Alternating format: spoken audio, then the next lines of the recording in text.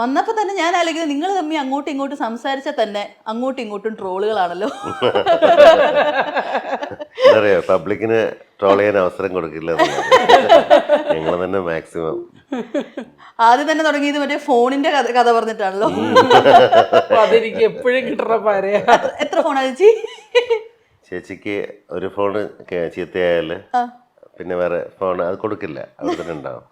അപ്പം അതിൽ കുറേ ഡാറ്റ ഉണ്ടാവും, അടുത്ത ഫോൺ മേടിക്കും. ഇതിൽ മുഴുവൻ ഡാറ്റയും മറ്റേലേക്ക് ആഡ് ആയോ എന്നൊരു സംശയം വരും. അപ്പോൾ ആ ഫോണും സേഫ് സൈഡ് അതും വയ്ക്കും. അങ്ങനെ 4 ഫോണുകളുണ്ട്. ഈ 4 ഫോണുകൾ എന്ന് വെച്ച് കഴിഞ്ഞാൽ 4 നമ്മൾ വിചാരിക്കും അത്രയും ബിസി ആയിട്ടുള്ള ബിസിനസ് എന്തോ ഡീലുണ്ടെന്ന് വിചാരിക്കും. അങ്ങനെ ഒന്നുമില്ല.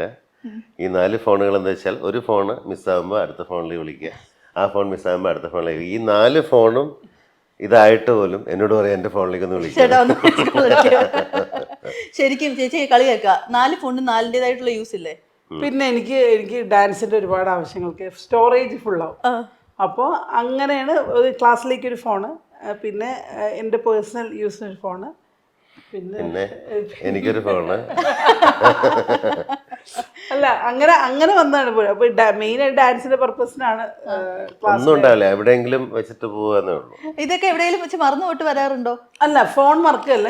എനിക്കെന്ത് സംബന്ധിച്ച് ഞാൻ ഒരുപാട് ഫോൺ ഇത്രയും ഫോണിലാണ് ഫോൺ അഡിക്ഷൻ ഉണ്ടോ വെച്ചാൽ ഇല്ല. ഞാൻ ഫോൺ യൂസ് ചെയ്യുന്ന ആളല്ല. വാട്സാപ്പോ ഫേസ്ബുക്കോ അല്ലെങ്കിൽ ഇൻസ്റ്റാഗ്രാം ഇതിലൊന്നും ഇങ്ങനെ ഇരിക്കുന്ന ആളൊന്നും അല്ല. പക്ഷെ എനിക്ക് എൻ്റെ ക്ലാസ് സമയത്തും കുട്ടികൾക്ക് കോൾ വിളിക്കാനും എൻ്റെ ആവശ്യങ്ങൾക്ക് വേണ്ടിയിട്ട്, അല്ലാണ്ട് ഇത് കഴിഞ്ഞാൽ ഈ ഫോണിനോടത്തേക്ക് നോക്കുക. അതുകൊണ്ട് ക്ലാസ്സിന് കഴിഞ്ഞാൽ പിന്നെ എൻ്റെ ഫോൺ ഏതെങ്കിലും ഭാഗത്തായിരിക്കും. മനസ്സിലായി. ക്ലാസ് സമയത്താകുമ്പോൾ ഫോണെല്ലാം എൻ്റെ കയ്യിലുണ്ടാവും, കാരണം ആരും വിളിച്ചൊക്കെ എടുക്കാൻ ആ സമയത്ത് ഉണ്ടാവും. പിന്നെ ചോദിക്കുമ്പോഴാണ് ഈ ഫോൺ എവിടെയാവും. അഡിക്ഷൻ ഇല്ലാത്തതുകൊണ്ടാണ് ഇതൊക്കെ മറന്നു പോകുന്നത്. ശരിക്കും ഇന്നലെ ഒരു ഫോൺ മറക്കാം, ഇപ്പോഴും 3 കിട്ടിയിട്ടുള്ളൂ. അടുക്കളയിൽ എവിടെയെങ്കിലും കാണും. ഈ ഫോൺ, ഒരു ഫോൺ മാത്രമുള്ള ചേട്ടൻ എങ്ങനെ അഡിക്ഷൻ ഉണ്ടോ? എന്താ എനിക്ക് ഒന്നല്ലേ ഉള്ളൂ, ഫോൺ മാത്രം അഡിക്ഷൻ. ആ ഒന്നിനോട് അങ്ങ് ആത്മാർത്ഥതയാ. നമ്മളിപ്പോ ഒരുപാട് ഫോൺ ഉണ്ടെങ്കിൽ നമുക്ക് അതിനോട് ഒരു ഇഷ്ടം ഉണ്ടാവില്ല. ഒരെണ്ണം ആകുമ്പോ എനിക്ക് ഒരു ഫോൺ, പിന്നെ ആ ഒരു ഫോൺ എടുത്തിട്ടിരിക്കുക.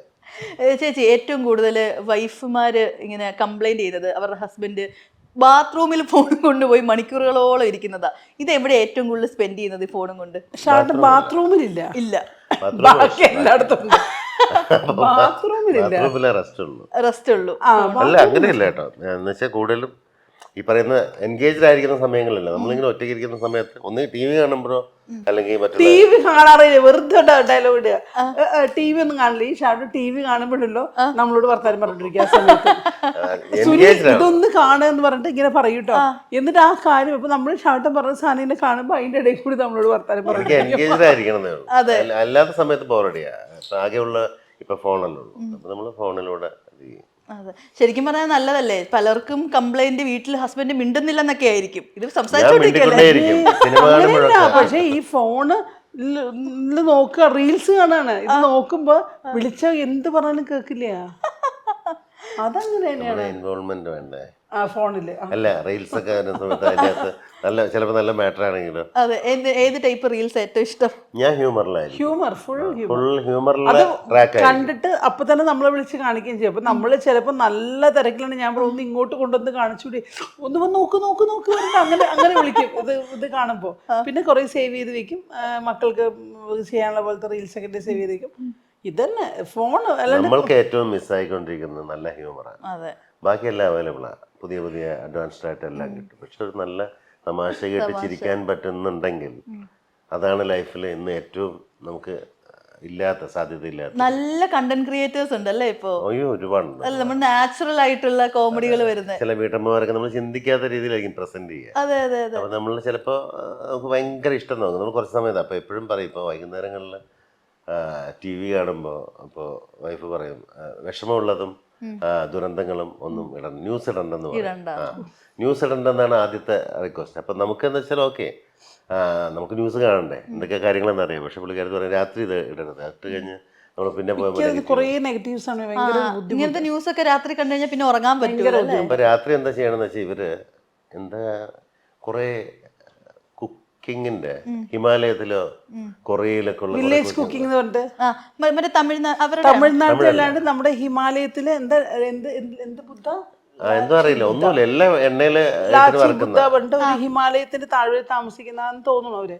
അവരുടെ ഒരു ശരിക്കും ഇവരെ പറ്റിക്കാണെന്ന് തോന്നുന്നു കേട്ടോ. കാരണം വെച്ചാൽ എല്ലാം എണ്ണയിലങ്ങ് കുറെ സാധനം ഇടുക. പച്ചക്കറി കുക്കിംഗ് കണ്ടുപിടിക്കാനല്ല കേട്ടോ, അത് അത് കണ്ടുപിടിച്ച കാണുമ്പോ ഒരു കണ്ണിനൊരു കുളിർമ. നമുക്കൊരു സന്തോഷം. അപ്പൊ ആദ്യം ഞാൻ ഒറ്റയ്ക്ക് കണ്ടു തുടങ്ങിയതാ, ഇപ്പൊ വ്യൂവേഴ്സ് കൂടുതല. അച്ഛൻ, അമ്മ, ഞാന്, ഞങ്ങളുടെ ഒരു ടൈപ്പ്. അതെ, ഈവനിങ് അതൊരു രാത്രി ഈ കുറച്ച് ടൈപ്പിന്റെ അത് ടേസ്റ്റിലേക്ക് വരുന്നുണ്ടോ എന്നൊരു സംശയമുണ്ട്. അപ്പൊ ഒന്നും വായി വയ്ക്കാൻ കൊള്ളുന്നില്ല. ദുഷ്ട. നിങ്ങളത് സ്ഥിരം കാണരുത്.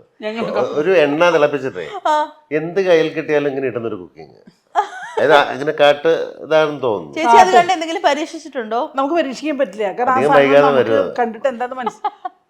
കാരണം അത് ആകെ അതിന് നമുക്ക് അറിയുന്നത് പൊട്ടറ്റോ മാത്രമേ ഉള്ളൂ. അത് തന്നെ അവർ കുഴിച്ചെടുത്തോണ്ട് വന്ന് ചെയ്യും. പക്ഷെ ആ ഒരു പാറ്റേൺ നമുക്ക് ഈ ASMR വീഡിയോ പോലെ സൗണ്ടുകളായിരിക്കും അല്ലേ കൂടുതൽ ഇവരിങ്ങനെ ഇടുന്നത്. ഇടുന്നതും എന്ന് വെച്ചാൽ ഇവർ ഇത്രയും സാധനങ്ങൾ ഉണ്ടാക്കി തരുമ്പോൾ ഇവർ അന്യോന്ന് വർത്തമാനം പറയണ്ട, ആ സാധനം ഒന്നുമില്ല, മിണ്ടില്ല. പക്ഷെ ഇവരിങ്ങനെ പറ്റില്ല, അതിനെ കുറിച്ച് ഒന്നും പറയാനില്ല. തിന്നാൻ വേണ്ടി ജീവിക്കുന്ന ആൾക്കാരില്ലേ, സാധനം കൊണ്ടുവരാൻ ഉണ്ടാക്കുക, തിന്നുന്നത് കാണിക്കുന്നതാണോ? എന്തെല്ലാം ഉണ്ട്, എല്ലാം കാണിക്കുന്നുണ്ട്. ഈ ഭക്ഷണം ഇപ്പൊ വായി വെക്കാൻ കൊള്ളില്ല എന്നുള്ളത് ഇത് കഴിഞ്ഞിട്ട് ഇടി ഇട്ടുമായിരിക്കും കേട്ടോ. ഇല്ലില്ല, ഭക്ഷണം വെച്ചാൽ ഭക്ഷണം എപ്പോഴും നല്ലത്. എനിക്ക് എന്റെ ബ്രേക്ക്ഫാസ്റ്റ് എല്ലാം ബ്രേക്ക്ഫാസ്റ്റ് ആണ് എന്റെ ഏറ്റവും. പ്ലേറ്റ് മറിച്ചുണ്ടോ? അല്ല, ഞാൻ പറയുന്നത് ബ്രേക്ക്ഫാസ്റ്റ് ആണ് പ്രധാനം. അത് കറക്റ്റായാലും എനിക്ക് മൊത്തം കുഴപ്പമാണ്. എന്താ ഏറ്റവും ഇഷ്ടം? അങ്ങനെയല്ല, ചോദിക്കും എന്നോട്. കൂടുതലും പുട്ടൊക്കെ അല്ല. ഷാർട്ട് എന്ന് വെച്ചാല് നമുക്കിവിടെ ഇഡ്ഡലിയും ദോശയും കോമൺ ആണ്, പക്ഷെ ഏട്ടന് എന്തെങ്കിലും എക്സ്ട്രാ വേണം. അപ്പോൾ അതുണ്ടെങ്കിലും അതിന്റെ കൂടെ ഈ പുട്ടോ ഇഡ്ഡലിയോ അപ്പമോ അങ്ങനെ എന്തെങ്കിലും ഷാർട്ടിൻ്റെതായ കുറച്ച് സാധനങ്ങളുണ്ട്, നീർദോശയോ അങ്ങനെ എന്തെങ്കിലും. എല്ലാം നന്നായിട്ട് ഉണ്ടാക്കും, പക്ഷെ സമയമില്ല. രാവിലത്തെ എന്തായാലും ഉണ്ടാക്കി കൊടുക്കാം. രാവിലത്തെ എന്തായാലും ചെയ്യും. ഉച്ചക്കത്തേക്ക് ഉള്ളത് പക്ഷെ ഉച്ചയ്ക്ക് അമ്മയുണ്ടല്ലോ, അപ്പൊ എനിക്ക് നോൺ വെജ് ഒക്കെ അങ്ങനെയൊക്കെ ആണെങ്കിൽ കയറേണ്ട ആവശ്യമുള്ളൂ. രാവിലത്തെ പക്ഷെ ബ്രേക്ക്ഫാസ്റ്റിൽ കോംപ്രമൈസ് ഇല്ല. ഇല്ല. ഞാൻ ഷാവട്ടൻ പോണ സമയത്ത് ഞാൻ ഒന്ന് ചവിട്ടും, ഷാവട്ടിനില്ലെങ്കിൽ ഞങ്ങൾ ഒരു ബ്രേക്ക്ഫാസ്റ്റ് ഒപ്പിക്കും. ഷാജേട്ടൻ എന്തെങ്കിലും കുക്ക് ചെയ്യോ? ചെയ്യുമായിരുന്നു, ഇപ്പൊ അങ്ങനെ ഒരു അവസരമില്ല. ഇല്ല. ചെയ്യും, നോൺ വെജ് ഒക്കെ നന്നായിട്ട് ചെയ്യും.